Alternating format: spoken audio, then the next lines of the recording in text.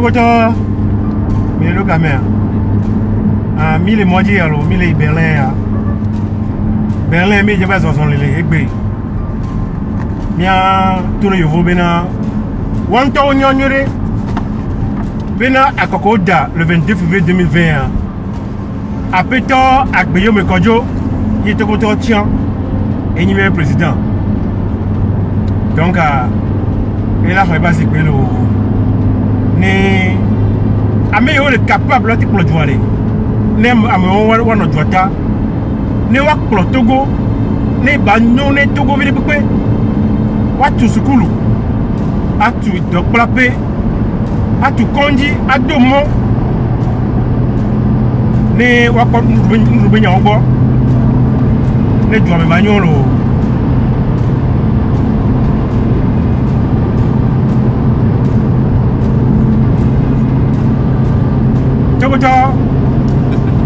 ah, il want donc à mille moitié, à mille Berlin. Il y a mille moitié. Donc, il avait installé l'ambassadeur, il est intéressé. C'est le cas. Voilà. Donc, il y a mille moitié, le café là, mais bon, il doit s'en faire. Il a 2 ans. Et des populations, je suis venu comme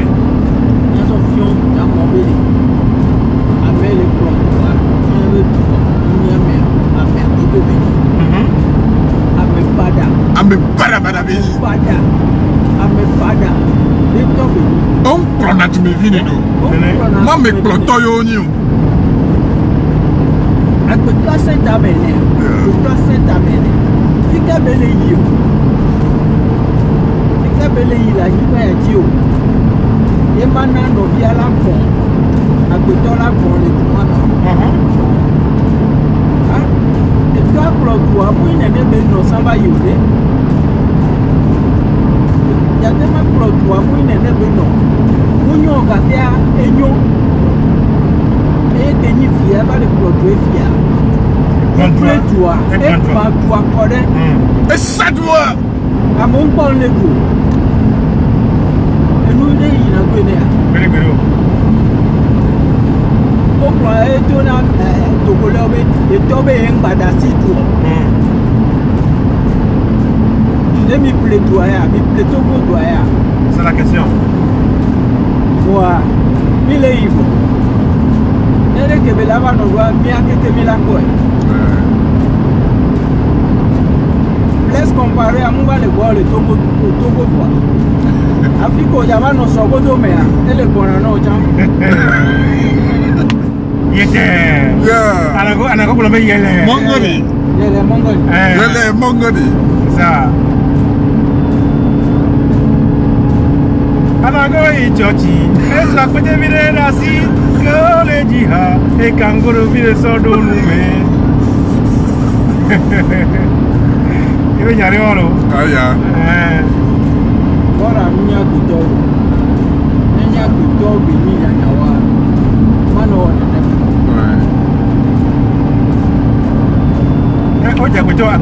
on dit le signe 666 qui 666 et le signe, il ne pas dire donc à moi nous que venir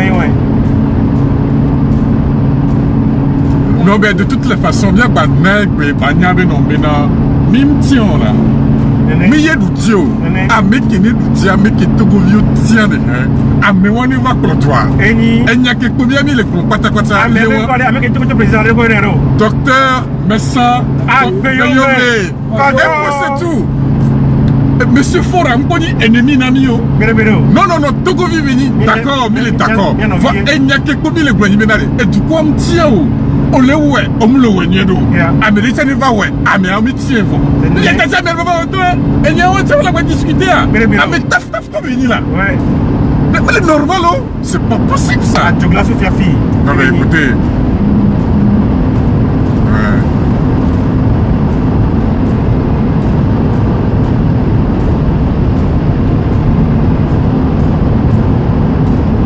La hoya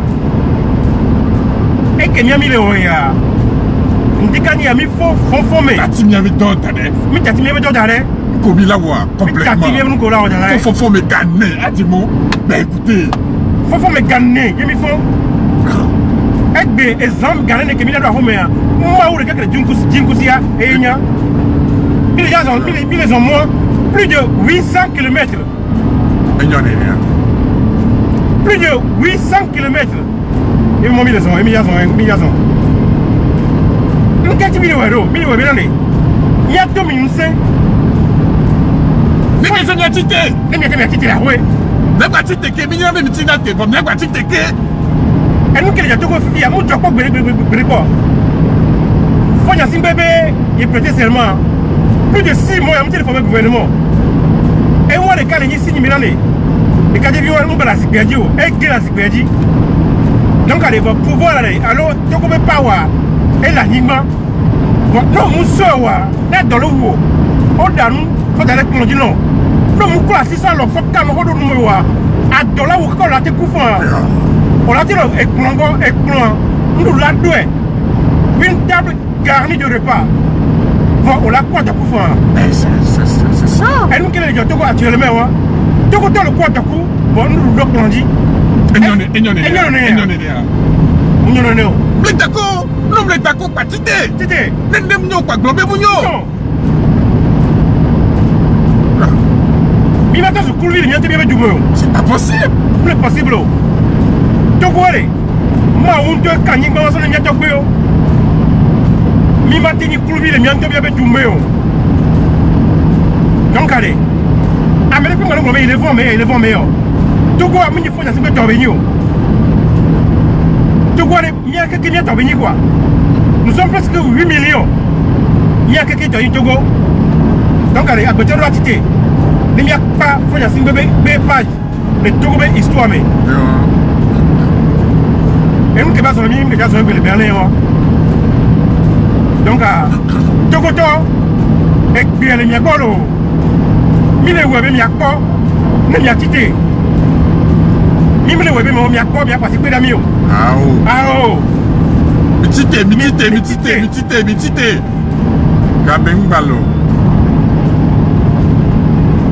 Pas non lo que nous là.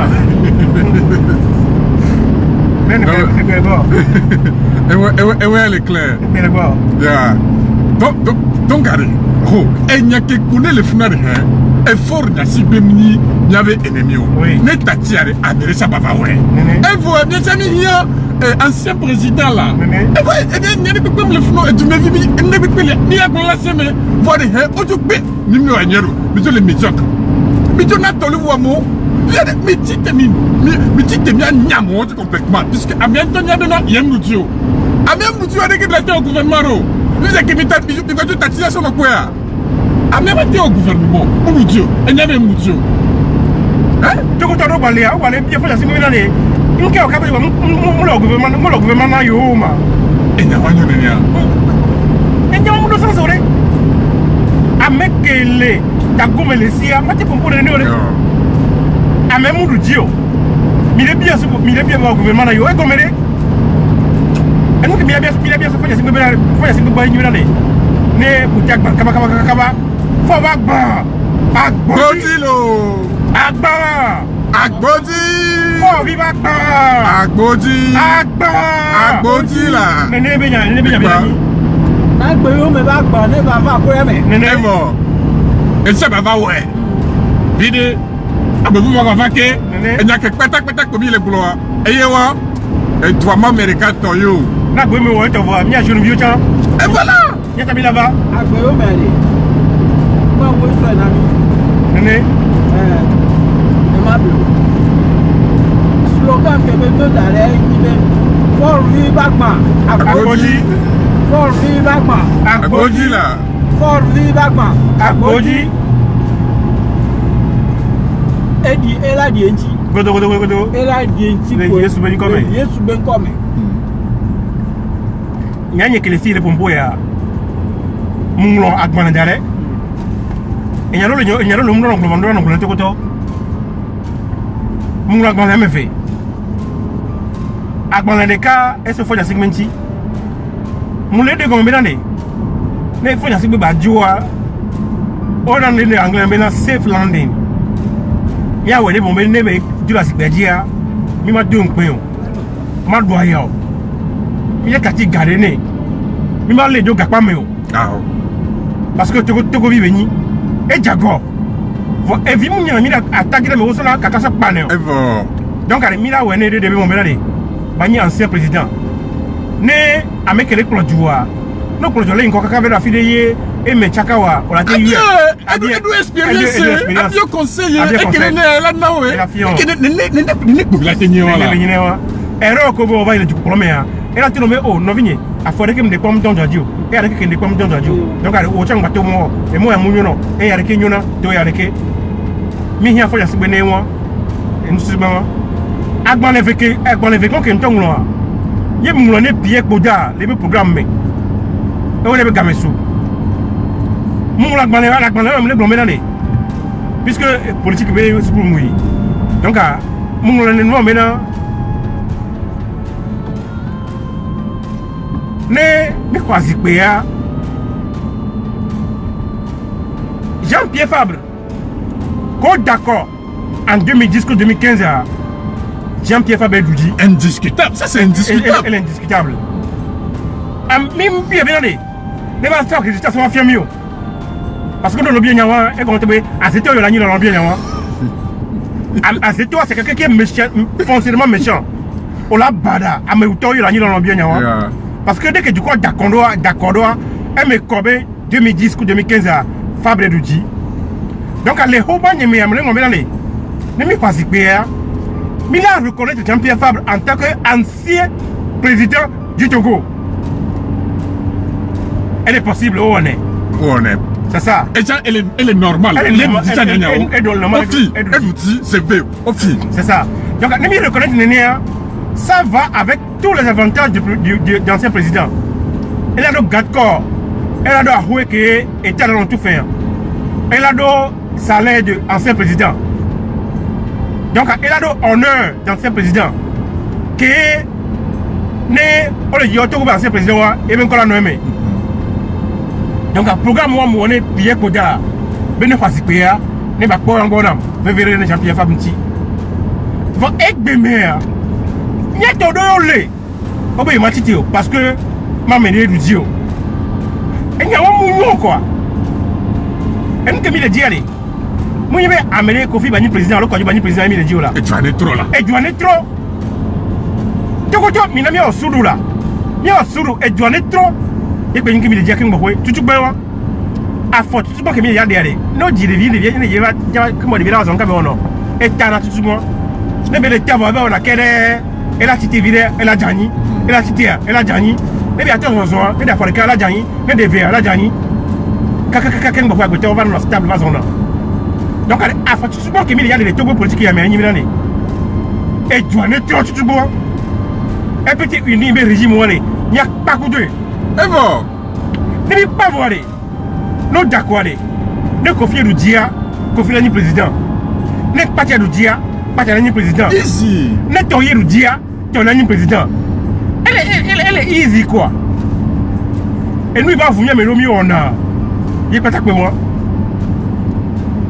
Il y a un moment où on doit me ne agboye me khodoa e ya kwa yasa na agboye me président de Togo ye ben hazade be ya to mo ya dribble mi ya on va dénoncer hey ma ba marche que le bele ah marche lomé ma compte agboye me enyi le tire bien gbe agboye me no me ni ambassadeur ne voilà dès que agboye me ba la sikadi ye bébé Togo to be nko o jibe ba o so gba mu wa Nyanyi nto ila kwa Togo to nko ma nyi nto no kwa Togo to mila de just bedi ma fone bien quoi fone yeah va egbe que milliards a peut-être agbe me kodie du dit quoi on m'a changé et nous que ma on le coup de crayon o ti so gomme le couré on m'a tutu gbere gomme wa te le lo wa ni gba di ma tutu que ma on le coup de crayon gbere donc allez Togo to minamia mia c'est bien non gomme Enyayare, muya gbe mi Kofi alors que je be nyayo. Emilawelo, Milawea. Emilawelo, Milawea. Emilawelo, Milawea. Milawelo, Milawea. Emile Vicham Bilawe, Emile Tocham Bilawe, Bilawe lo. Emile Jaiwoya. Nene. Bilawe Champo. Kodo. Togo tore tite le douane. Kodo. Mitite. Mi mona yin no po bi na ame ore wo mi ekpodo. Ame ku mu le ke e ya ira wo mi la po. Togo to be mi ne ngudo na mi. Nyim le jiba me pe ma ngudo na mo. Mu jiba me sa me ne to. Ya. Ni ekpe ya pa ya. Ya. Ame ku nyim jiba me ku ma ka fu mi na o de ka je o rona o na de ke me want you. Me want you mo na fu no. Mu le we be na ni. No po be mo be ntam tele we a. Ati on de ko bi ro. O nka mo won wa che la te wojo. C'est tout. Ne o chatite. Egbeno dua. E don na hunre to. Donc ani mi bori ju pon mi la panya ya. Maka me mate onya ola. Pero. Demi dua. Yeah. Mpola mi na ngbe o. Pero. Makplo olava ya fike ole ya makplo do fun gbede o. Mi dem ya dua. Ejinya. Ne me he wova wa he jeva. Amere ba ha jemeba. Amere ba he joviva. Amere na keva. Voilà. Kaka bila kwa adwaza. Ayewa kaka na kwa disi ya bibo. Akumi ya bibo. Evo azakwa. Edu du chali vina. Nene bele. Mbabe mo me yele ngudo mbina. Ni kama beji wova. Ni kama mama beji ajemeba, mama beji jovivo. Ezala dodo. Bro, mina ne odon ku san bi ya kebi la kwere. Ne bi chassa. Ni veille le voix au télé pour no be wova. Télé pour no be amiva. Ni na so da. Jikume ni bi la du. Nene. Ni ve la swing ko do ko to le bebe wu. Amela he wova. Amela he jiba. Amela he beseba. Amela ha mi jema. C'est haraka ne mi ko jikume bibo. Ko ai ko aza kwa. Nene tu na tuwa. Et nous on fait Vami ngale pratiquer o. Nene. Vami la pratiquer Asiaga. Asiaga mi la pratiquer. Gamesu. Milawelo.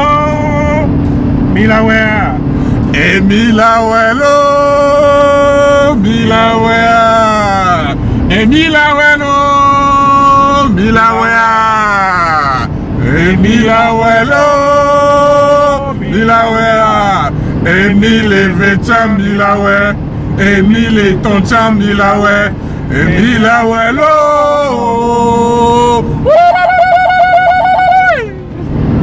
Teko mi titelo. Tite. Ni amu ni ka mi ka lawo. Tu mi no lawo. Kamé souvent. Yo, un petit unité on le fond avec bébé. Parce qu'on y avait yo. On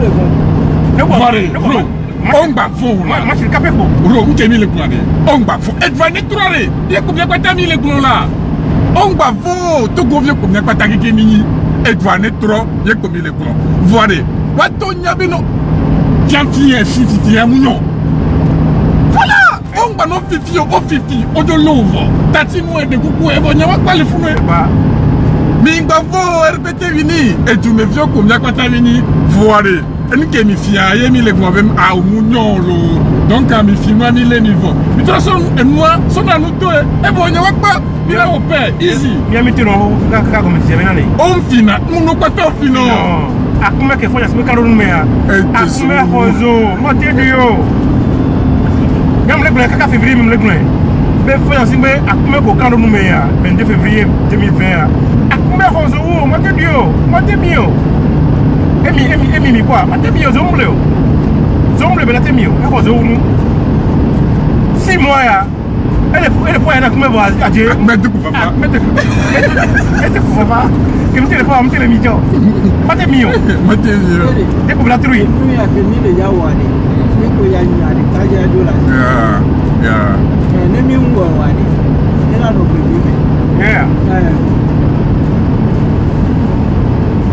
opinion international tonye nene ni wa wala wa na mi ore no jamo to so bo arukwe America to so bo arukwe anglais so bo arukwe et du coup que ko so bo arukwe français odo lui Louis 10, Louis 11, Louis 13, Louis 14, oh le fond pour Léon Noir, François Baptiste Benane, Louis Beigna, Young Balédio, Louis.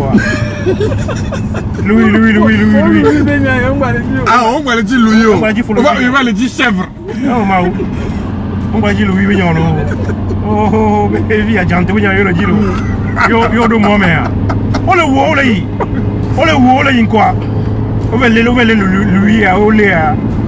Pas coup de Ro, Benade. Tokoto nya Benade. Révolution française, à Kono Balolo, à Kono Bewo, on t'a gardé dit, mais bon, yo comme non Louis Magwanagno. Bon, Tokoto faut t'aider les Takarono de Bitacha mo le fou. On faut t'aider les films avec Bitacha mo le fou. Il y a des qui bon nous, mais nyamo qui est complètement là. Il n'y a pas quoi. Une fois pour de bon. Pour de bon. Pour brûler mes dignités. Mais les 5 ans, il y a une fille. Les Togo 3, ne m'a créé à Joe, les Togo. Je veux voir la tête de gars, à créer à Joe, ma doga, m'a créé à Joe. Ne à même où moi, pour le de la Joe, mais à même où moi, pour la tour, il y a le roumé. En tout cas, mes taux de pourcentage, alors intérêt là, non, 13%, 14%, 15%. Non, donc encore la tête sort. Et non, de quoi tu te gagnes, tu gagnes son dos. On va te gagner la tête, c'est normal. Il y a pas de gagner, je vous dis, Jamania. 3%, 4%. 3%, 4%, yeah. Et il y a intérêt. Donc, 11%. 11%, 12%, 13%. Et non, non. Possible. Non, mais écoutez. C'est possible. Mingba. Mais tu le font. Mais le font comme les ici. Et comment font un coup de verre? Il y a quelqu'un qui dit, on te peut pas dans les phosphates au cours. Et tu es pour la vaille. Tu as une machine au cours de la phosphate. Le port et l'OTP étaient les deux poumons de l'économie du Togo. Et bien, il faut que les Togo phosphate à son nez à mon bon on a un programme. Et à son c'est mon amour au téléphone et à mon c'est Wabenya.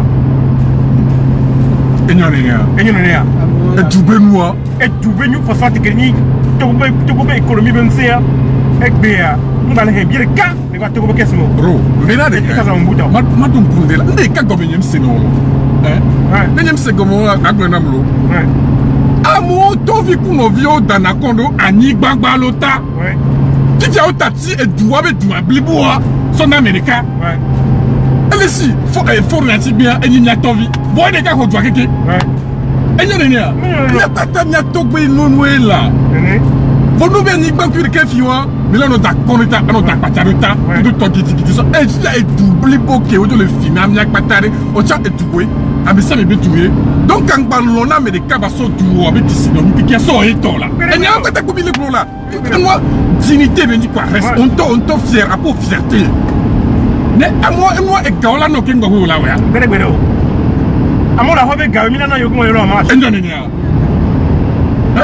Il y a un capitaine qui est mouillé. Et du capitaine qui est mouillé. Et qui est mouillé. Maou de crédit du Kousia de Kenya. Au Bouga, au Bouta, au Guam, au Ondekpe, tout. Faut gagner. Après le vieux, sont d'aller. À Djemo. Il y a un autre ça. Qui est comme toi, même. Voilà, pour quelqu'un. Il est bien Djemo matin.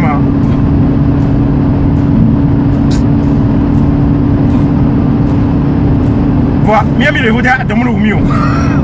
Miami pas nous vote, Miami Sina nous doit parce que nous nous doit. Voilà le poteau. Miami voilà nous doit. Miami la hoya. Agbe la faut monter que ça doit. C'est le cas là du cas ça doit. Juste parce que à mes des cas loga on a que ça. Il veut les mythes. Non mais écoutez. Mais tu t'es déjà pas nyari. Ne attends pas au micro. Il faut le tenir comme ah mais là tu n'as pas Bova, il faut dire les Bova ne viennent pas avoir le fille. Demnächst rechts abbiegen. Avec la voie de la bonne heure. On est sur un ok. Non, il y a tout le monde dans ma manion. Togo mitite. Togo me douari. Ma me de katobinyo. Ma me fait tobinyo. Oui. Et Nato dit mi blum d'arena mi bois. A me que de quoi pour voir nous qui pas bien pour nous pas bien né. C'est pas normal. C'est pas normal. Et Éducation civique et morale qui mis en les schools à toi, bien. Oh, quoi, on va aller voir. On va travailler SVT à l'université. Ah bon? SVT à l'université. Oh! Éducation civique et morale. Ouais, bon. Oh, on est bébé, on va dire, mais oui, c'est super mucho. Ah, c'est grave. Donc, autant, il y avait moralité à l'étroque, et le vévérin, ça c'est très important. Parce que, et toi, matin, non. Donc, là, c'est quoi de la vouruma? Ma ou que Dieu dit que si et Otogo, mais ouais, les bébés. Togo, mais il n'y a pas comme nous les. Togo, pour me cleanser les. Des médiocres comme ça. Oui. Des médiocres comme ça. Tu sais, et qu'il tombe trop mon année, hein. À me connaître le gouvernement, mais on va tout temps, on va pas nous nianou. À me donner on y a nouveau. Tu sais quoi, il faut nous un coucou benade, à me connaître le tanayoa, on me donne moi tes comptes. On va te le voir, on va dénoncer. Les Américains, mais ça, individualisme, pour donner intérêt personnel. Et vous pouvez ton sauver. Non, on l'a blé d'adé, non, Jadbo. Non, Jadbo, et quoi, il y a son Joe. Faut y a Singbea. Ça, c'est quelqu'un qui est bien armé en mer. Faut y a Singbea, son voici, et on doit son bois. On m'a que Fifi. On y sort de tout dans le ménage. Civil va le don son bois. On y a rien que on m'a blanc. On le fout nous. Ils sont là, il a boire, on va bloquer. Il n'y a pas. On va doit s'en couper son et faut y a quoi. Pas. Elle a gueule. Elle a gueule. Mais on les a jogé noir. On a dojé la joie. Les dirois. Bon, elle a tué. Maintenant, les noms là. Les noms là. Il faut du mieux, il faut y fabriquer dans nos rangs. Il faut moins quoi. La vie est sacrée. La vie est sacrée. Dans toutes les cultures du monde, on comprend que la vie est sacrée. Bon, les fois, il y a 5 bégois. Et vous n'avez pas de là où vous êtes. Ça ne dit rien. Il y a attaché à moi de Bénécoloya. Attaché à moi de Bénécoloya. Non. Togo Mignabina, Togo Tom Tati for Danis de Bénécoloyo. Donc, que Mignabin Tati de Bénécoloyo. Mignadio et Moudio, j'ai fait tant venir. Et que les filles sont nées les Béné quoi.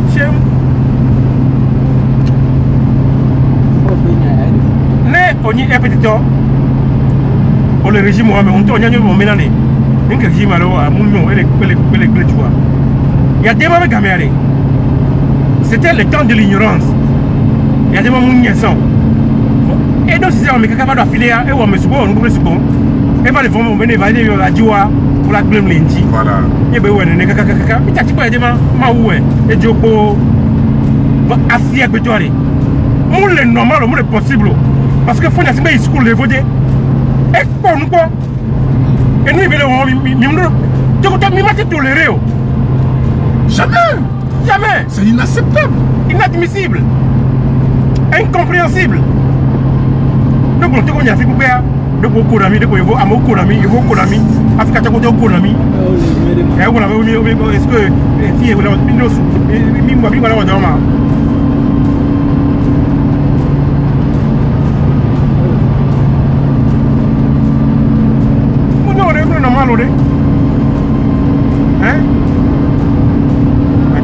Togo connaît les Berlins, mitite, Miava Soubi, Miami, les Modi, Miava Dosane, et nous savons.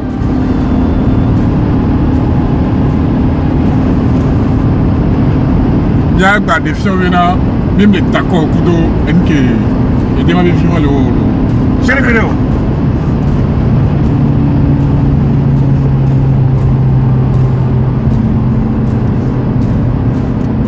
Mais non, c'est un peu comme Oji Berika ta Gualeke, on la va pour la Yunganji. Donc, les jours les plus fatidiques dans la vie de l'être humain. Berika et Oji. Berika, on la va pour la Yunganji. Si il y a un espace que les Békés Oji, vous devez que vous l'avez coup de mairie. Nous caillons, la Yunganji, nous caillons. Question mark. Et quand tu as fait bon maintenant, on a la. On va bien pour la bébé bon maintenant. Eh, nous nous disons, on fait pouvoir 2010, on fait pouvoir 2005, on fait 2010, on fait 2015, 2020, on va faire Madame Digno. Et il y a que qu'on a. Donc, et du bien quelqu'un, il y a quand même loin. Moi, je me suis dit, je me suis dit, je me suis dit, je me suis dit, je me suis dit, et il y a quoi qu'on a maintenant. Avec même les là. Non. N'est pas où tu es non. Yé, on m'en a dit nous. Yé est holé. Autour de la tête, nous mes amis. Les endroits là, nous aimons. Yé, Adam le vous parlez. Et sous. Moi, je dis aller. Moi, je crois pas, mais. Tu peux regarder. Des taux, les ballons cyclés de jamais. Les manuels, mais tu conduis, mais tu secoues. Tu vois, les canyons, tu vois. Les hommes qui secouent quoi, mais non. Les Jamania.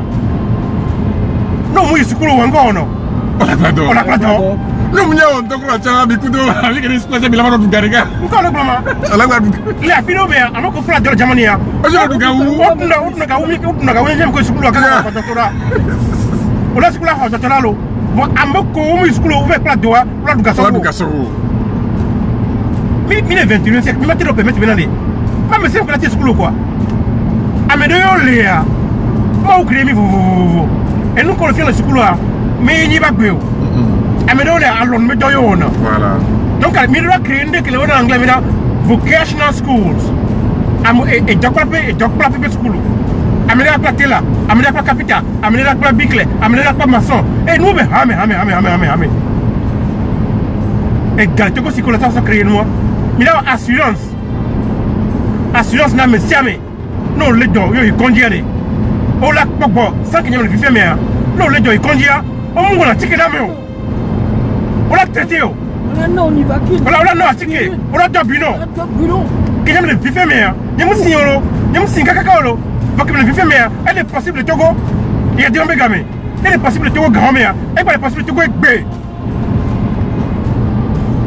Et nous qui va vous mettre mais non mais le roi et peut-être que moi Adam nous met le modèle mais le modèle Adam nous mis le on l'a pour nous doit ciné et bien pour de la bateau et bien pour de la lolo pour de la lolo on l'a pour nous doit ciné on le ciné nous qu'on avait jus alors et chocolat et que mon pas le mais nous quoi que on a c'est pour la dire mais ça va tirer mais on l'a ciné nous pas chocolat non mais le chocolat la sigilo avec vous des coups après donc biscuit non ça là on est beaucoup parce qu'on a jamais le coup de là voilà à mon la hoya on prend là du caca ça là tout on est né deux poids deux mesures mais on va te d'accord là et puis tu vas te d'accord là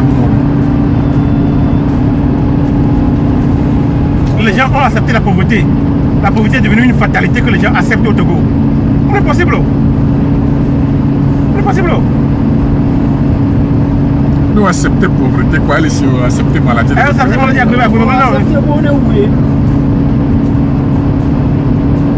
je suis docteur en psychosocial mais on me le numéro cerveau on le nourrir efficace là on nourrir déjà que cerveau me nourrir efficace là nourrir non le school on matin on nyam pour la nyam nene et que nene no va divia et via ça ta kola kune c'est ça vitamine dole kono lo dum chako la no meno vitamine wono ba no ne nyon fofua vitamine wono no mene no mene et non intelligence c'est 50% inné et 50% acquis et nous que nous le dou que fofua vitamine dole ne le do la mene no ne jiwa on la va nyingbanji avec 50% d'intelligence 50% côté on va les school on va les football on va les blé et mo kula na wo côté au soleil si y a no dio ta gbo jo tire no ke mo parce que vitamine K no la hia mpo ebe duo e ta gbo tire no ke mo ho jiwa we vanyi gba dia on la va no ka 50% ko la te kwa nyimba je ko la te kwa so pe on est handicapé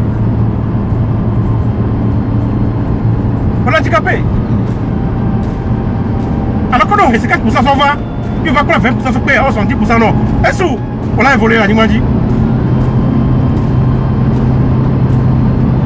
on le voté les soutenir régime petit venir ma on s'en va parce que nem pour ma wa menye na jolitio parce que on le voté au porque tu alo au pas que tu veux dire. Ah, mais connais le voter les supporters, moi, mais barabara côté côté. Imam Lo. Ah, mais moi, mais barabara. Ah, mais que les décisions de jouer. On avait une on avait mec là. Et puis, le sévonné, les villes ici. Et il y a beaucoup de vie, mais le problème, les mots de meilleur. Les soldats, justice, va. Les gens qui jouent, et les gens qui jouent. Les mecs qui viennent Bahama. Maintenant, on a les prisons. Pour le Togo et que Miléa.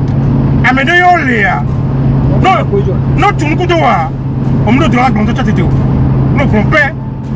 Voilà où. Amédou va les lait et tu me violes tout injustement. Parce que. On va gagner aussi les toi. Il y en a rien. Togo, tu peux. C'est possible. C'est possible. C'est normal.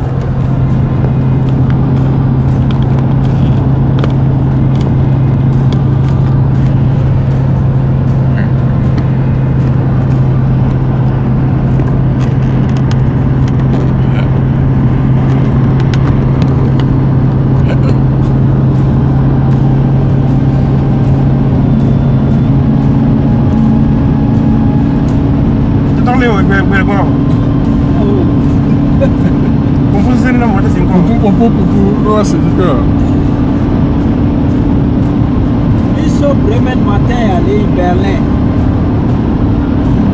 Là, il n'a pas de droit à Niamey. Faut y aller à Moudou Dio. Élection pour Moudou Dio. À Guillaume, Kodjo et Douti. Faut mouler Tila Dacio. Nebaho, Ebe Pouaro. Et Jimmy Jason, Milaison. Presque 800 km matin. Et Miana, Mianabe, Yameko le Lomea, Tokwa Kekewa, Yameko le Bedia Mile Wafu. Yetia Mia cité. Mia cité, Nemi cité, et là, na Belagnon, Wanemia Meko le Fie, Mile cité, Tegbea, Mate Clomi Inko. Y'a le terrain dit. Ebe mon les en matin. Fora Moudou Dio. Visite les toi-même. Ne battez d'Asia Zibia. Ne sans Kodjo Agbeome. Baklo doit bien pour nous que Belawa. Wami Kaneji. Bene Hodwa. Et la Clodoa Nuede. Yatom Yanyabe que nos ports s'envahir. Bina port pas mais on la toi faut aïe port pas mais aïe cantine avec nous. Agbeman ne bela wana agbeman ne do lalu. On la met nous les cantines. Agbeman ne do lalu. Les ports. Yeah. La agbeman ne do ko lalu. Et nous en balé. Fora on sort dossier. Américain sort dossier. Et tobeni. Ne quoi mouina do enore. Nya fiki nyamla kapla mama usa minongona mlo usa minongona mto mtela kule mauka sia kame nchang nyambe mausa minongona fina mlo ivole vote me ye kem ko chango mo be en kanja ye bien mlo mi le voter et mieux yo confiance ko de le kame ka ko me to ka ko me ne ye mi le bien nyambe me ko me le pompo pour le bien nyambe le pompo ben ngene jono ya kemi pour ko be ka bi kwa wanya ke to do ya mbe ro o jo bi no me la ko to bolo vale on bosse aussi non mais c'est mais ka be ko bi ka ko pendant 30 ans kemi pare on tout le ko nyebe la ro o jo lo mo be la protocole on bosse aussi be ke mo ko mau aba me mulo aba me mana nyola o muy conférence jamani ya SPJ me mulé muy réunion de SPJ réunion de Ok, so, game que Steinbrück, il y a l'élection présidentielle là, l'élection, les candidats là, il est revenu à quoi? Au son de Gamma, que Steinbrück du dia, et là, qui est ministre du gouvernement. Nous sommes il y a une conférence là. Une conférence à quoi il est bon, et pourquoi il y a investissement. Non, science politique, non, mais investissement, coûte 2 ans le jour. Parce que nous, il y a un investissement. Il y a pas de choses pour nous. On a deux gars qui ont investi. Donc, comme ça, il y a un investissement pour digitaliser et beaucoup de côté. Vous voyez, et quand je m'ai fait ça, il y a deux gars. Il y a deux gars qui ont comme que. Après, il y a un investissement. Il y a un investissement. À moi, quand je suis ministre, il y a un investissement. Nous allons prendre la fille. Investissement, il y a beaucoup de gars aux gens de douiller. Elle espère que les gars ne sont pas vivants. À part les cas, à titre de garde, à part avec un mois, les nebelés quoi. Il y a un investissement que les gars de doigt, les nebelés. À part avec les gars, mais il y a un moment normal. J'ai ma troll, on peut me tourner l'eau. Parce que quelqu'un qui a un investissement, à moi, participer les côtés. Ça, c'est politique, c'est ce que j'ai. Il y a un déjà tourné. Après, quand on va comprendre, on va dans le bureau, on va se mettre dans le bureau. Eh, comment tu as bien allé? Eh, nous, Québec, on fait des mois où nous avons ça, mais nous tournons. Voilà. Jamais, vous voyez. Est-ce les bonnets, est-ce les gars? Voilà, Québec, on va pour beaucoup de pendant 30 ans. Nous avons le coup de eh, on va si on s'y a. Bébé, qu'est-ce que vous et quand tu fais expérience que ici, quand tu Québec, à même le tout actuellement, à même le tout actuellement, à même le. À même le. Il y a une chose qui est à même le tout actuellement, à même le. À même le. À bébé qui est mon nez. Mais non, les miens, ne va pas, ne va à ce que va dire l'homme. Ne va où il peut t'ouvrir. Quand vous voyez mon baba, il est sommé. C'est notre responsabilité. De cas de Agbeme, de cas Nyanglo. De cas de nous qui battons dans l'intérieur, l'Agbeme doua. Autant la loupe. Oui. C'est ce qu'on appelle un humain. C'est ça. Agbeme no port bien. Et directeur du port là. Et dit na so port là. Va dans Gomé. Amako de la batterie kunda. Agbeme va dans la do. Agbeme dit na so et port be directeur. Va dans des vieux bols font yo cigar. Agbetouan. Et n'y a que pour moi mon Agbeme. Nous avons Agbeme le Facebook quand on a d'accord 2019 qu'on a tient Agbeme. Décembre 2019 qu'on a tient. Agbeme bloqué l'intérieur, bloqué le Facebook même pour l'emporter. Va que Agbeme tient c'est le cas. On doit voir qui va faire Agbeme. Et yom c'est le cas. Ben non vigné. Pompo là. C'est vrai, c'est un vrai homme d'État. Au moins homme d'État bien allé. Amé Azumpa, Amé Agbeme dans compte de Dilamou. Homme d'État pas Agbeme. Homme d'État non ignoré. Bébé vieux ni ouais. Ni nous avons répété quoi ça va Agbeme. Moi Agbeme et non même ambassadeur. Parce que il y a benane. Mais il est yé. Ben y a le blanc. Mais il y a ben le blanc. Et Togo et Douai ben le blanc. Et Kobe et Améa, elle a été en donné. Étudier la politique internationale. C'est diamant, correctement. C'est français, mais c'est anglais. Aujourd'hui, il y a des mondiaux, les Bréboukomé. Ya, clair. Agbeme, elle a clôture. Ya. Elle a clôture. Agbeme, on doit les pora. Et donc, mon âme, on met dans le. On a dans les pora. Qu'est-ce que c'est? Et donc, mon âme, il y a toi, et nous a béni. Gamin, il y a une question. Le siège. Mais pas je peux pas dire gamin. Le bateau va et toi il va accoster dans bateau. Moi pour capitaine a il avec coco bateau à sauver. Agbeme maintenant au don mona à mot le port. Vous laissez. Oui. Et toi il y a quoi? On est quoi? Là Agbeme roule là. Et ben nous on balle. Non le port on tord et là non la 3 fois, non ma 3 fois, nous pour la soya. sans nous allons pas maintenant on trouve mon là c'est une school via nous va bien 4 bien 4% valeur quelque balé Togo be étudiant c'est fi wa carte wa valeur quelque valeur alors que bien bon les Jamania carte d'étudiant non il faut carte d'étudiant on l'a depuis pas non le on l'a Hanover on l'a Hamburg free moi regarde si ne oya tout taxe no le no do kaka oni étudiant mi étudiant mi on a donné on peut livrer no peut livrer on l'a trop gao et nous allez no ya taxe mi ko mi tuna yo no do kaka ne ane pas à tout taxe n'était étudiant taxe fiscale pour la tout mi to elle est insignifiant on est bon pour nous parce que on évalue l'étudiant on a étudiant de droit là on est bon job ça dit on a espoir non nous quoi bien on l'auto et dans l'auto là où est le gars on l'a auto quand on entend étudiant dans fait tomber là et bien auto et que bien va du fia et tu me continuer nous quand il est school là auto ça tout school ti à tout roti à tout science kaka et quand tu kaka pour school là on doit expérience de travail avant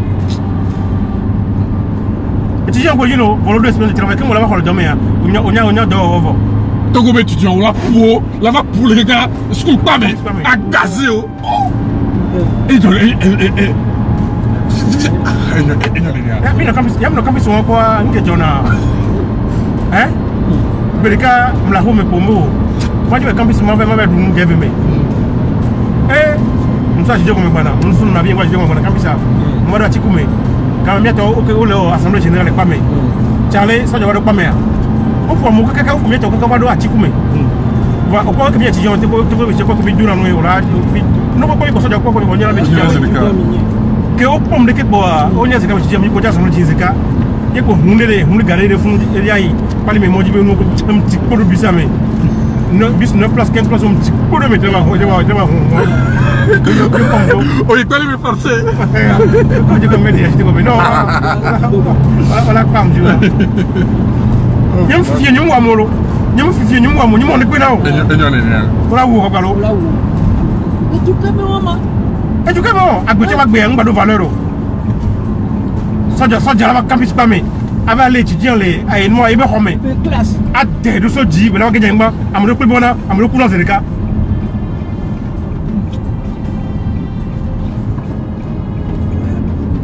ko le campus via au soja va dans l'université quoi mais soja va dans l'université quoi c'est bleu va l'université quoi mais le problème est que va l'université quoi c'est bleu soja ko nyina va l'université quoi c'est bleu c'est un bleu. Ça j'ai tout pour un stadion là les films. Hein?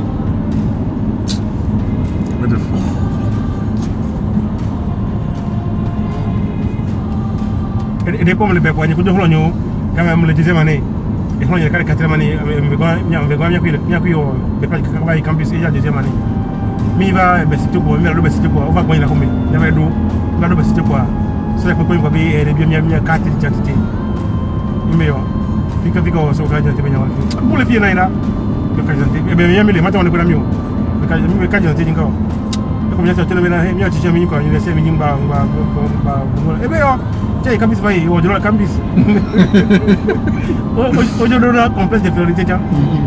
Mais là on le fond. Mais on a les pieds mi le quoi. Vous savez et que fifia. Parce que les filles tous les voient ben mais il a pas de cas il a pas de ngba bedo et bébé chama eh bébé nyam sile ngba blago on va ça me bien mal eh ben quand je ko benyi ko na boy ngba bleo soja ko nyu o va mato on la va mato zomblo ça j'arrive bien la mia ko me bon nyam ki hoke be amale o be so tout la siva o trome 18 11 ans de vie pour so tout la siva pour da homme que le vale bio nya so ni to kutukala em treme he amega ngalo do nyanti no ne papa so e be he amega ni trome tu n'es pas obligé de répondre à un soldat qui te pose une question on me dit dans sa vie quoi c'est le soldat qui est ton serviteur. Parce que qu'est-ce qu'on le dit? Avec les salons de Bessime, avec les salons de la collection, avec les ordres, il y a qu'est-ce qu'on le dit? Je suis sorti de Sodia. Donc à Sodia, c'est nos serviteurs. Avec les maires, avec les préfets, avec les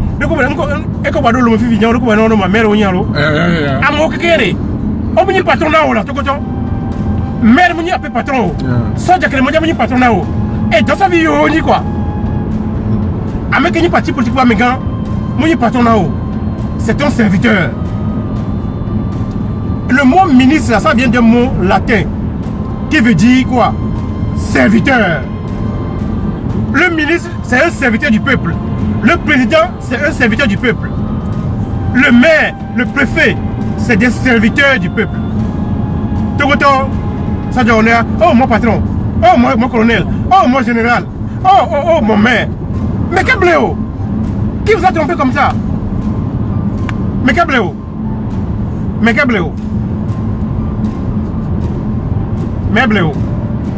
Patron. Patron de quoi? Il y a une timide, dis qu'à moi. Une timide Benelo. Voilà. Mais il y avait encore. Il y a Zondo. Il y a ton enfant venu dégager. Dégager. Les enfants. Faut Agbodi.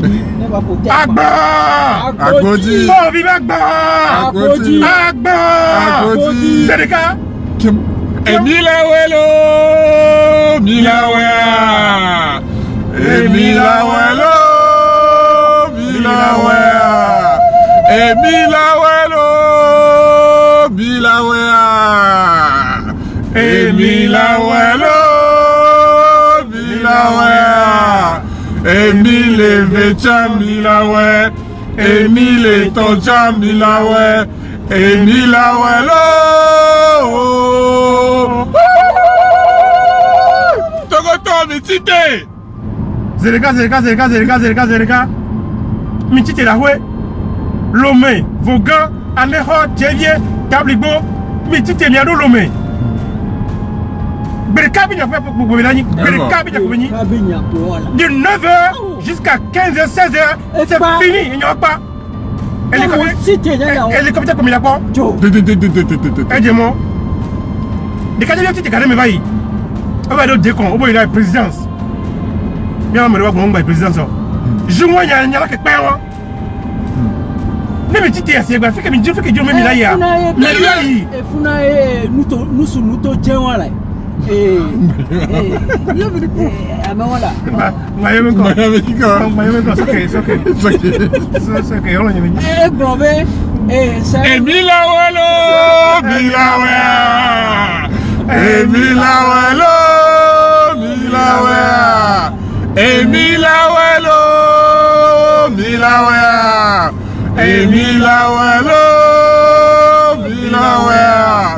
Emile Vecham Bilawe, Emile Tocham Bilawe, Bilawelo.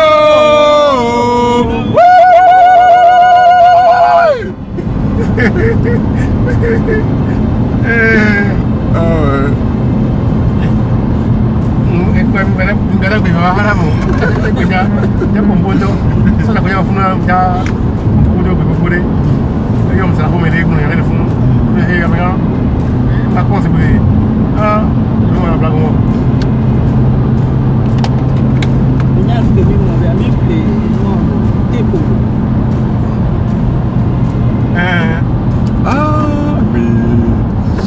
Mais quoi, j'ai mis le mot.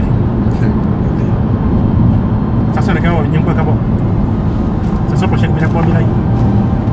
Ben, donc, on y fait, bien de il y a mis si bon. Il y a mis si bon. Il y a mis si bon. Il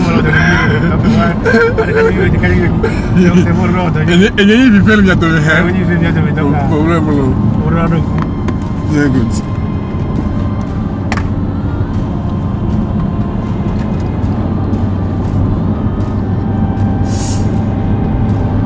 Oslam Chekuno. Oslam Chekuno. Wadi mule benye taloma. Oslam Chekuno. Oslam Chekuno. Chokoto Oslam Chekuno. Mingwa Cheku. Bere. Matino Oslam bela Cheku. Orola gang, orola tite, gang suma cheka sanado. Chale, ndo lo mesa, quand on se monte à Casando, on va blago. Ouais. Et mille bengiare. Mille bengiare. Et mi mobile pas me voir. Mi me la dire, on a déjà pour le colonel, il y a la dire, Chale, tu viens là, tu viens là. Mi attaque. Mi non proposé que me voy a vraiment. Ah bon? Mi non proposé que mi d'accord va avec la attaque, il va attaquer. Je n'aime pas attaquer, non mais toi. Mi attaque avec une coupe à moi avec une boue à couvrir avec une douée. Easy. Parce que les décisions américaines va y aller avec hier. Avec quand on couvrir. Kakari bagno. Wa. Devine boulot que toi au moins pour un peu. Il faut samedi le premier sigame ni ko pa mi sigame mi gang samedi mi le gang sigame kaka wado to le ke mi au matin on mi sigame mi le gang kaka wado garder me le ke mi bo virer quoi mati imagine bébé là t'es pas mis les gang que niveau me quoi qui pas mis le niveau me le lundi va sur le ke ik ba fa na je be ka complètement makasi na oui là sur le ke mi ya zo ngona ke pas mis le ke Monsieur de Benji, Benji. Ah, tu dis quoi? Mi voulais raconter ce cas, mais écoute, Charlie, mi voulais pas ver, avec un gang balabani. Akabe Polo, Akabe Angela, ou la gang kaka Sanado, elle n'a pas de na du. Hein? Mais il y a le facteur sur nous qui a accepté. Moi, tu accepté nous, moi, tu accepté il y a le on ne peut pas accepter la famine. On ne peut pas. Dans un pays comme le Togo, c'est possible. Moi, il y a Togo les bébés. Même chose là. Et qu'il faut lui, France Tor. Au bébé n'a rien là moi. Qui nous va les titiller. Le France va y. Même chose. Il y a que au-delà imposer la mobile ou accepter pauvreté à Yadoudoua. Il y a que Victor Hugo. Non. Be ayadoudou amuni nous normal be ayadoudou le si lèpre néné c'est ça au guéri na lèpre donc voilà donc voilà donc on va accepter ayadoudou béré nous accepter ayadoudou pas trop soupono alors ayadoudou n'y va accepter béré avec na mille boya le jamé et uniforme bi le fou enyabina mi mtayo je n'am le s'inquiéter na mio avec les nyabe mitan ya et mitan nyabe yoja et nyabe non venant ok d'accord ne mu wenyedo wa mi mbeda tia eko donc là on ka kala wa donc mi doya tu sais que moi to nyabe non venant mi tsana yo wa fina ya il avait le fou le mai na mio mon do compte de la rendre na le président déjà na nani quoi ma no pompona du me vieux wa président ne le tout mais un journaliste connaît le jamais au moins interviewé wa ma pour beaucoup de temps que les journalistes sont là poser question de caméra nyabena et nous avec Kamunyo journaliste toi on les terrain je le connais le toi voilà maintenant permettre interview na journaliste ami comme le jama ami comme nangé le toi ami barabara non amore et nyabena ça dit on les considérer Togo vieux quoi Togo vieux bin banata mo quoi mais de là y a des cas de côté shopping center le Togo et pas que shopping center cette année il va jamais que les Ghana à coupe de vie avec les shopping center mall Amérique avec style gang baja comme le Togo là quoi et quand tu veux le Togo ça ne dit rien après le vieux dit noir les filles oh et ça le bébé Rofi vient rien et n'y a que pas tous les gravare homme de yolo bon le Togo vient te fibina ya do noir shopping center on l'a bella on l'a bloqué, on l'a tassé, on l'a blé domino. Et t'as consommé, et t'as la fille, on l'a battu. Ah, mais barabara, y'a mon quoi? Ah, mais barabara. Cousin, et pas technique, les Jamani. Il y a les France. Et un projet de français. Il y a un projet, une traduction anglais mené. Mais ça, UNDP, United Development Program de l'ONU. Et ici, il y a un projet. Ou accepter le projet. Donc, tu commences à me dire calmement. Projet pour y aller. Panneaux solaires. Les copains de la Roya, Amérique a tout va aider le développement vers tout pompe la fille va y ça. Pour pompe on va blé. Donc, il y a un moment où nous les rivières mais que on les donne. cousin, il y a un projet que je mets elle avait 2 panneaux solaires. Panneaux solaires, là, sa machine soit payée. Machine, on a levé, elle a tiré au pompier, là, non, à mon là, nous, ici, potable. On a 2 centres que le copain, on a tiré chargé potable pour ton amour. Et de l'eau, on peut s'en aller, il n'a pas. Parce que, au projet, quand on peut maintenant, mais ça ne pas de mais la file est mieux. Et il y en a rien. Il faut financer le projet alors. Mais le projet n'a jamais été réalisé. Le cousin, il est encore revenu. Est-ce que les billets d'avion allaient et tout? Comment on peut réaliser? Il était pour voter. Il y a la tacha moi, mais il y a la tacha mais on ne peut pas. Il y a un temps que je passe pour ce cas, je fais le fille. Ce qu'on vit comme finalement, on crée le projet. Mais non, Amado la Hoya, quand on a Kenya, il fait ça. Ne me t'as ce que tu en as quoi? Amado, on va y aller, école là, je vais faire de scolarité. On va y aller à la maison. Il y a un monsieur qui est comme moi. Tu as beaucoup de maison. Dès que la meilleure parent, tu as beaucoup de maison. Donc, on va mettre tout ce que tu as vu, on a des violements. Il y a un monsieur qui a redoublé parce que tant il y a OTP. Et on a commerce. Donc, il y a un monsieur qui a redoublé, qui a monsieur qui a monsieur. Kemba Simvoa, il y a un monsieur qui a donc, quand tu as mal benji, nous va zona mo, on va dire yo. Chale. Il va le faut job. Hoslam check. Hoslam check le non, hoslam check le magbeya. Il va dire yo. Donc il y a rubenya, nous réel benyi. Donc quand tu ce que disait quand donc me disait quand il faut dire on faire le school là. Ce qu'on veut qu'on veut faire la noix, ta classe d'économie. On fait maintenant, on va douya en partie à, on va n'aller bien au doya.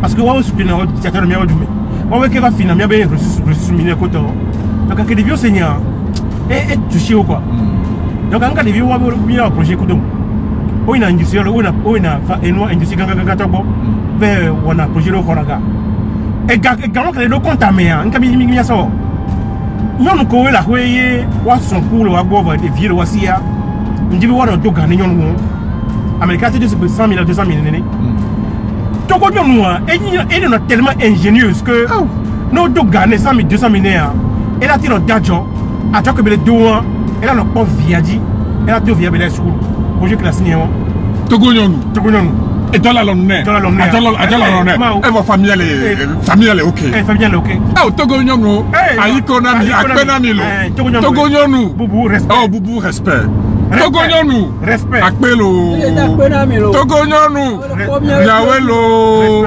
Togo nous aïkona mi lo miawelo dodilo parce que mon 16 ans 17 ans il est aussi dans mes cours il n'y a pas de cas aussi donc il y a Togo nous valeur il va bloquer et mon projet est là on doit gagner on se lance à nous tiens mon projet après ton projet dans mon projet avec il y a de là longtemps. Vous avez eu le Togo. Parce que dès que le Togo le gouvernement l'est, il va contrôler le projet. On a encore ça, on s'appelle projet sur Ghana, on dit sur Ghana. Bidane, on connaît comment. Pour les qui quand on a le gouvernement le facilité, tachna, Ghanéen qu'on est là investir dans maintenant. Ghanéen son projet va. Dit que tant. Parce qu'on y avait non bien. Ok, aujourd'hui à mon bola non auto, on a tout fait non, mais peut là le circuler, charge à ma bâtisse gouvernement les cadres, pour tout goto, nous sommes bien, on l'a fait. Quand le gouvernement actuellement, les cadres il y a que school l'université. Et là aussi master en sciences politiques. Et le gouvernement moi j'ai un doctorat, on y va dire à vous. Dit qu'on a tout là où moi. Et on le dit, et il y a le plan. Mais des cas de master, elle est dans le gouvernement, elle a quoi de gouvernement? Elle a créé. Elle a créé, elle est au doigt. Il a précisé. Ok. Donc, le gouvernement, il faut que tu là où moi, et elle a dit, Agbenora, on a Agbenenia. Agbenora valeur. À côté de valeur, il faut y aller il veut pouvoir, il faut cotomé. C'est tout ce qu'il connaît.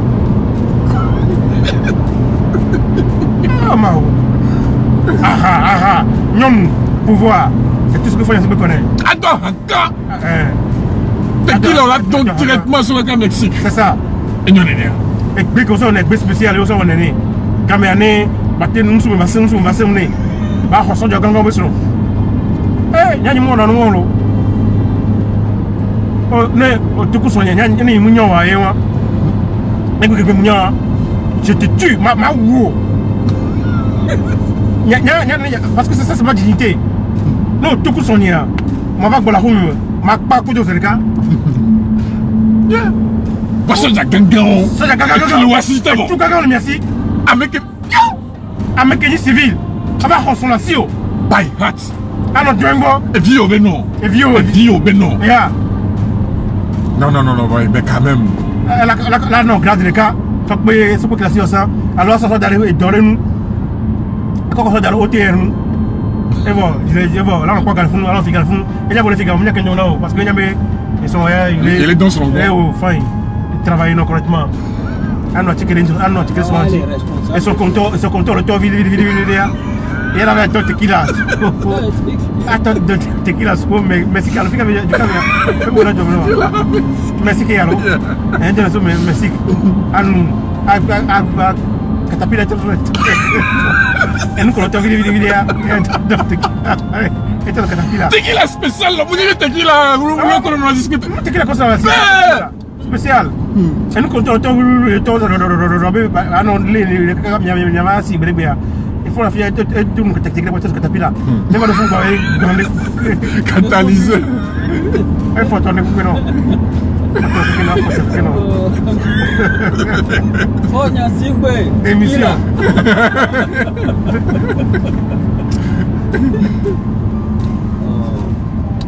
Tequila top dans l'eau. Spécial. Fort Vigna. Tequila qui forme vraiment nous. Même tant que gouvernement me le fait au Macron. Même François va nous englober à quoi vaquer. Et on est là. Parce que on n'y quoi, on se met Inte ba wale son boa, ambo be son, me la ho. Le que venu quoi ta catapila. E ban le fotel no que fotel nyama na no ko le. Avec ka sanga be to be son jan, to be son jan be ba be a fotel le funu. Eh on vient be son. Fo be son. Donc fo be son quoi. Hey! Nyam le ci le film ni me le chercher mais kama so ngo me chercher me le film to hanya mablo kama ma uso boa mi mso pleno non de le nya to ci va ton waji ku dum le fiebe de ke challenge me ne kumolo yo volo kama ho mam la sinyo de bemlo ko la kama se bele ko nyam no pon mo ko nyabo to poto mbati ba mega e so gana to benyi kwa ya to na so ko fi ro nya ba iko ni ku to so wale e juru kama to benyi kwa et du cas mais ni quoi ni maté ou et j'ai appelé tout le monde et j'ai appelé moi nous te bien ni maté ou et ton dernier non non quoi non dit et dit umlo et d'avoir le budget de yovo suédois non on la si nous te non première fois que m'tati be la va la home ya amebu le home munyo et on ni tati on ni kala home munyo mais pas on va connaître minuit mais on qui va se quoi étudiant une pièce mais 1000 grammes c'est l'université mais qui va quoi de quoi le médical l'oriental et quoi de quoi le mais peut ouais be da ko to no comprenez 20 secondes on la pousse le cas on la dégoûter le cas mais quoi be ouais be da jaro do ke do xam ne ke ba non le bañ la bati non ni ke ko le cas ben mon non 1 minute trop c'est le cas et piti contre-attaquer parce que il y a des gens qui me pas jamais il y a plein de gens sombre ambo son comme ça non faut le bon c'est le cas to la si non beaucoup que la ninga njia moi on sait ça que et moi on sait que non ouais quoi ne gana to banya ne titero jiwa ambo ba ouais et on y a beaucoup ça ouais Grand ça va claquer il va la home avec oui. Et oui coulé. Pourquoi? Chance ma wo quoi et mu oui go ago. Et oui gros. Jam tu do que me pour que me parler comme tu me américain et nous des jolles filles. OK. Ne nyang bro. Et ça, mais là, tu vas y avoir Yang Bré. Et Milawelo, Milawea. Et Milawelo, Milawea. Et Milawelo, Milawea. Et Milawelo, Milawea. Et Mille Vecha, Milawe. Mille Toncha, Milawe. Milawelo.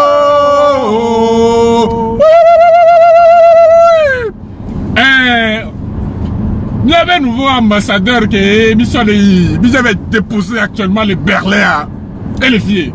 Il y a tout notre sama du corps partage que alors il y a tout notre force bien saber et il y avait un moutio tu y a un cas là mais joko bimja on est kini on quelque bien les dia mais bien jamais ancien président et il y avait mouillé tout ah mais ça ne va wello il pour l'envie il y a un château convio, mais jamais tité. Il y avait les doyens glo, ça où. Donc, il n'y a jamais les tité. Nous sommes au galobo, cavalier Berlin. Mititelo.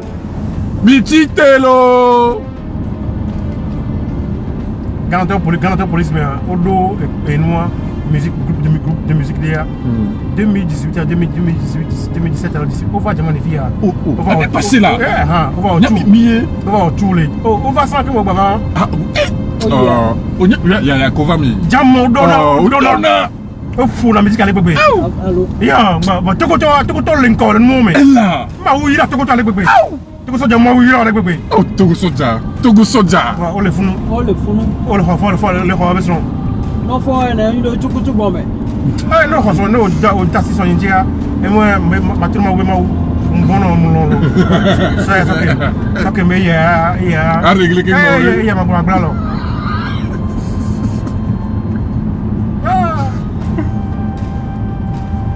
On a besoin pour le changer. Ça a besoin pour le changer. Non, le club vous a quand vous avez le Allah C'est balao. On avait caca là. Là, caca solo. Cacarele, on avait beaucoup mis. Et quand tu veux, nous t'as mis pour la photo mis quoi. Bête. Bête, que vient bête la gueule. On est ah, cacra qu'on est là. Et nous avons un rouge à l'eau. Café. Café, alors on a café.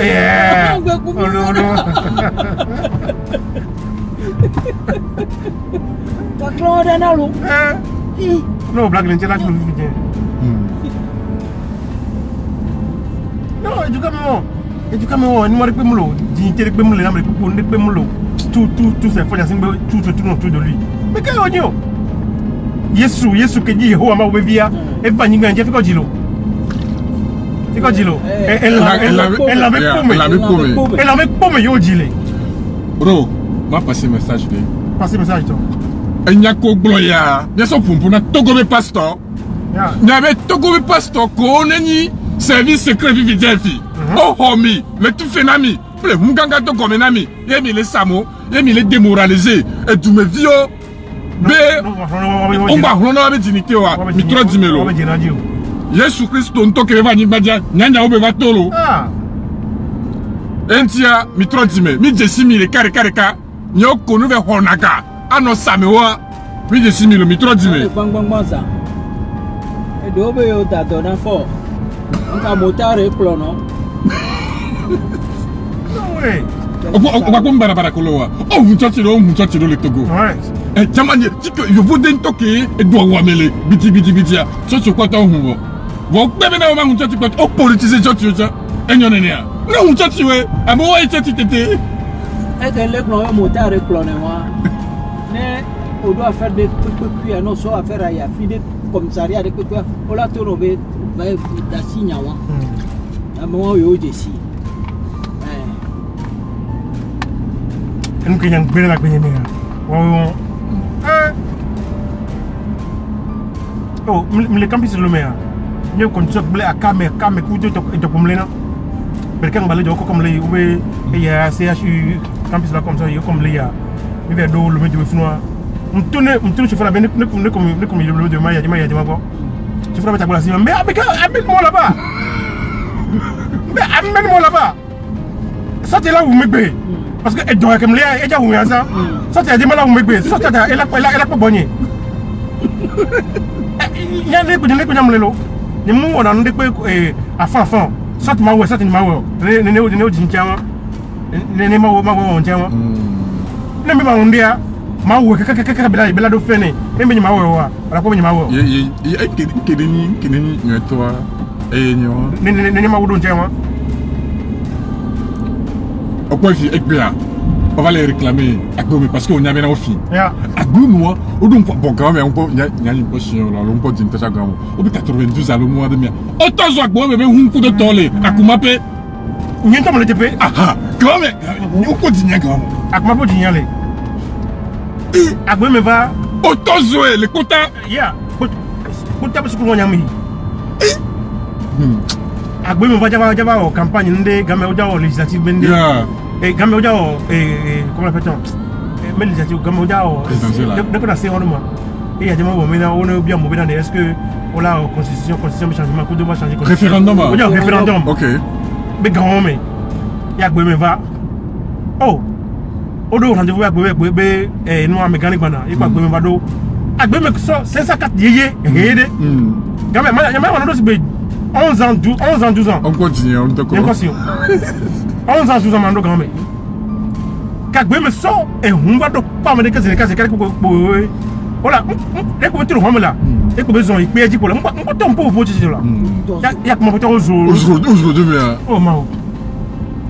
Oh, faut tomber, mon téléphone de Kazeka. Oh, tous les sons de cigare. Amoro, so single. Amoro so homo single.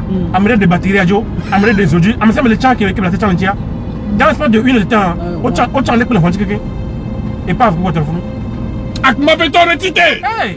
Ak ma beto retité. Phosphate les niakbo et adolu wamia. Phosphate les niakbo, on va les filmer. Adolu. Dis mais bon, nous pas mais on est retité. Donc ma paya. On s'en va sur phosphate. On tous les jours. Garme non. La fioti a fini d'eau. Garme non il y a non j'ai donc cause de cas. Afrique ko phosphate à l'air. Quand il faut nous ko phosphate va anina et non agile. Les divas les dia. Donc et tu vas dans fond. Donc si il y a garme pas vivre non aimé. Les vieux font va pas vient no bodje ko c'est fini. Voilà ma tout bedo. Dokan beni. Et dokan be fi et noir comme anile mais. Ne donc il comme quoi anile avec l'eau. On a tiré mato. Ensuite mais hein? Ensuite on a fini. Oh, ok. C'était un BON sans vivre, mais on va te OTP. Wow. Quelqu'un est dans mon téléphone, c'était BON. Après qu'il vient les signes, OTP. Et puis on va trouver SNPT. Et ça, c'est là, et ça, c'est là, il me dit, encore. Yo, ça, sécurité. Pegasus, que besoin les, c'est, besoin les espionnage, moi, yo, à mon fourni. Faut tu as besoin non il faut fournir dans nous tu as besoin de notre côté oui Intia Miami le modilo Pikami le yuma Akban là Agbodi là Akban là Agbodi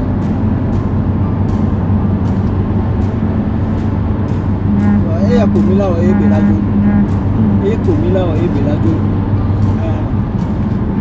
et tu as dit 1000 fois de Nimido. Et que on a tout nyama wea. Nyama auto nji. Nyama una miak bea, ma jijoa. Mai kaka nyaga ko ke Michael. Bon. Avec nyaga. Et doit mec monter via ça ambassadeur. Donc et que j'ai vu que le fond mi Zinyare nyagro ne. Zinyare ba jafi mato. Binane. Tout ça c'est le vélo. Ameni ambassadeur. Les filles. Mouna Djama il peut de nous. Monsieur Djamo. Monsieur Djamo. Oui. Et non néné. C'est possible. Et non néné. C'est possible. Frau Merkel, amouane hein. Nous méritons tant que le cas de Tani ambassadeur du Belfio. Accepté ode. Djamo $1 accepté. Ambassadeur. Ambassadeur, il faut ambassadeur que le Français ambassadeur que le c'est Djama. Russe c'est Djama. Américain c'est Djama. Wa que c'est Djama que Parce que du coup, mon Léa, on a ordonné du moment. Promets qu'un doit être ambassadeur le Togo qui m'a c'est français de toi. C'est possible. C'est possible. C'est possible. Jamais c'est que les Loméa. Tout le temps, il y a beaucoup de politiciens qui ne parlent pas français. Parce que bon, non. Là, vous me dites, je suis un héros. Eh, ma blue. Eh, non, mais jamais avec Béa. Jamais on l'a encore dit, non? Eh, ma blague. Je vais essayer de contacter les. Et donner même des contrats de vie, on en passe pas quoi. Il y a un soir bien quand j'entends et ben on y connaît côté contrat de quoi. A fait que blanc le even le bon le fond et me trouve vous faire avec un là non. Datif allo. Accusatif et voilà. Datif. Et en faute grammatique. Et non mais faire avec un non. Tu quand contrat. Et tu peux me l'amener. Eh ben attends aussi maman mais boy va bon. Donc à mes boy va pas jamais bien là. C'est normal. Quoi bueno. Mafion. Eh mafion. En bleu. Mon ami. Et que mon ami. Côté on est d'accord. Et que nyemunyo. Ici. Et ouais que playa. Anya ambassadeur de Germany, anya ambassadeur de France, anya ambassadeur d'Amérique. Et nous simplement benya bonye. Et tonton le meilleur on est du moi. Oui, blago. Parce que BMI c'est et nya Amérique na odom do de l'Amérique. Ne obiom nya, ne mpumpuno, ko ta ko na kumuna ta passeport nyebe. Oh. Et quand tu avais oh. Et quand me dit le deux be voiture son passeport bu wala yi mo.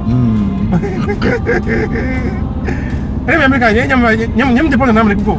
Am ko mi na Amérique nyam dépend na o. Ni tam se gbeya. Ni disi juame. Et carte de crédit le gomenam que mo wala yi.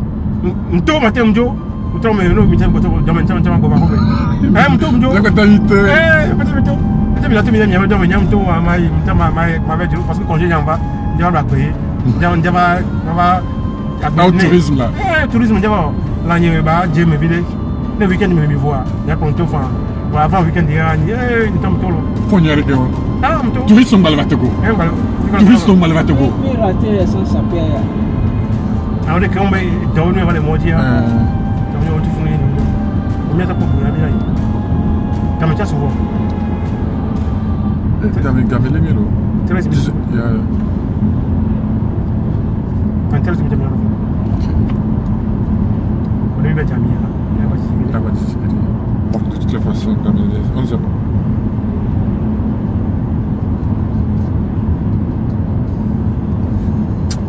pas te ko ta ne du matin non du matin ci ne gbere o ko Canada ko Bénin c'est tout bien dit même le Bénin nous a dépassé Éternel béni c'est le Togo il a dit et de ses enfants les conducteurs Togolais fait monter de partout les clameurs à la gloire de notre cher Togo et célébrer sa beauté. Forever si c'est chanteur, fleuve majesté, ton prestige et le sang merveilleux. Prodigieux, revois mon fécondité. Béni Togo, soyez heureux, pays de nos aïeux. Soyez béni Togo, soyez heureux, pays de nos aïeux. Soyez béni Togo, soyez heureux, pays de nos aïeux. Eh, nous connaissons le Agba! Agodi! Oh, vive Agba! Agodi là! Agba! Agodi! Oh, vive Agba! Agodi! Eh, Néné Benjamelani. Karim le Poulpoul, Karim le Poulpoul. C'est du coca.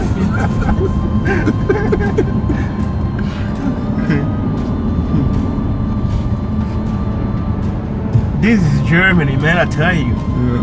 We got a world to set our country to go free. Man, I tell you, I got to work on that. Yeah.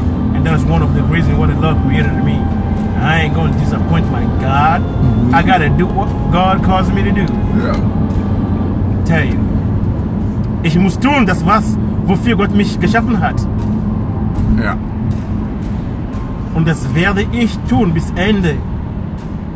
Bis Togo freigesetzt wird. Ausfahrt rechts abbiegen und der A114 folgen.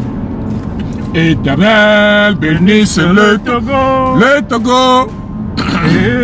Et si c'est d'enfant le conducteur, vous les faire monter de partout les clameurs à la gloire de notre cher Togo et célébrer sa beauté.